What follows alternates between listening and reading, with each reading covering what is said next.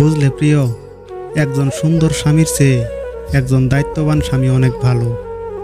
100 জনকে খাওয়াতে হবে না, কিন্তু চোখের সামনে একজন অভুক্ত দেখলে অন্তত তাকে এক মুঠো খাবার দিও। ফর্সা আর সৌন্দর্য কখনোই এক নয়। ফর্সা কেবল চামড়ার মধ্যে ফুটে উঠলেও সৌন্দর্য ফুটে ওঠে তার উত্তম চরিত্রে। মাঝে মাঝে এই সত্যিটা মেনে নিতে হয় যে সব কিছু আর আগের মতো কখনো হবে না। নিজেকে এতটা ব্যস্ত রাখো, কাদার সুযোগ যেন না আসে। যদি কখনো ভেঙে পড়ো, ভেবো মা তোমাকে ভালোবাসে।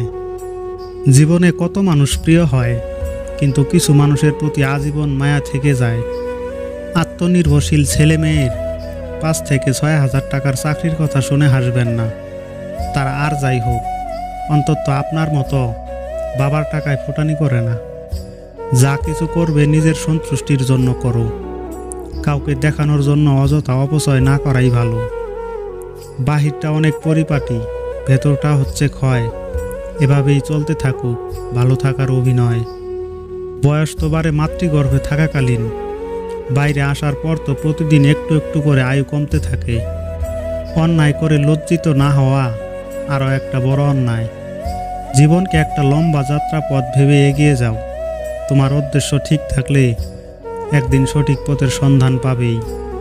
লোকের কাছে তারাই সবচেয়ে খারাপ, যারা সর্বদা উচিত কথা বলে। জীবন সেটা নয় যেটা আমাদের ভাবায়। জীবন সেটা যেটা আমরা কল্পনাও করি না, কিন্তু আমাদের সাথে ঘটে যায়। প্রেম নিকটের হোক বা দূরত্বের হোক, যদি বিশ্বাস আর ভরসা থাকে, তবে সে প্রেম সারা জীবনের সম্পদ হয়ে থাকে। জীবনে ধাক্কা খাওয়াটা খুব জরুরি। ধাক্কা না খেলে জীবনে শক্ত হওয়া যায় না। যদি অসাধারণ কিছু করতে না পারেন, তবে ছোট ছোট কাজগুলোই অসাধারণভাবে করুন।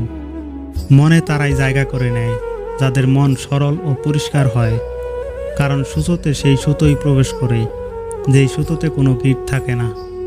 লেখাপড়া যদি করতেই হয়, তাহলে জ্ঞানের জন্য করো, সার্টিফিকেটের জন্য নয়। ভালো যদি বাসতেই হয়, তাহলে নিঃস্বার্থভাবে ভালোবাসো, স্বার্থ নিয়ে নয়। সম্মান যদি করতেই হয়, তাহলে গুণ দেখে করো, সম্পত্তি দেখে নয়। দান যদি করতেই হয়, তাহলে অসহায়কে করো, দেখানোর জন্য নয়।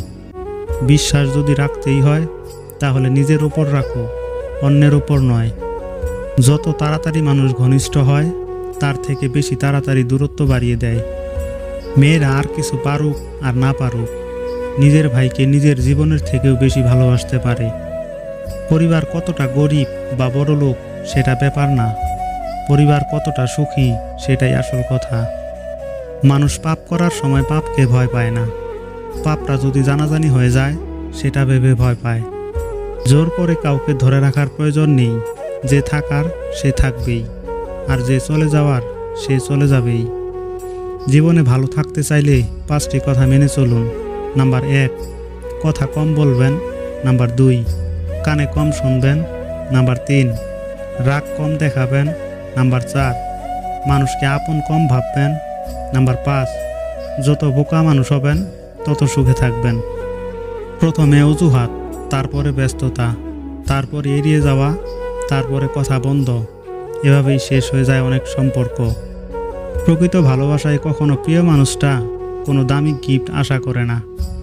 যদি আয়নায় মানুষের মুখ না দেখা গিয়ে তার চরিত্রকে দেখা যেত, তাহলে সব মানুষ তার মুখ সুন্দর না করে তার চরিত্রকে সুন্দর করার প্রতিযোগিতা করত।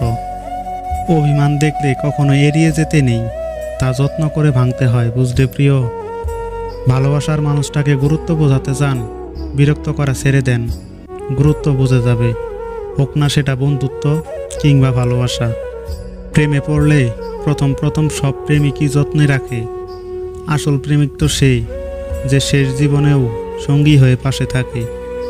সম্পর্ক দুজন মানুষের ইচ্ছেতে তৈরি হলেও ভাঙার সময় একজনই সিদ্ধান্ত নেয়, আর অপরজন মেনে নিতে বাধ্য। এক বিন্দু পানিতেও বন্যা হতে পারে, তা যদি পিঁপড়ের বাসায় হয়। অল্প একটু ভালোবাসাতেও জীবন পরিপূর্ণ সুখী হওয়া যায়, যদি তা মন থেকে হয়। বদলে যাওয়া আচরণটা সবাই বুঝতে পারে, বদলে যাওয়া গল্পটা কেউ উপলব্ধি করতে পারে না। কেউ সময় বুঝে মেসেজ করে, আর কেউ মেসেজ কখন আসবে ভেবে বোকার মতো অপেক্ষা করে।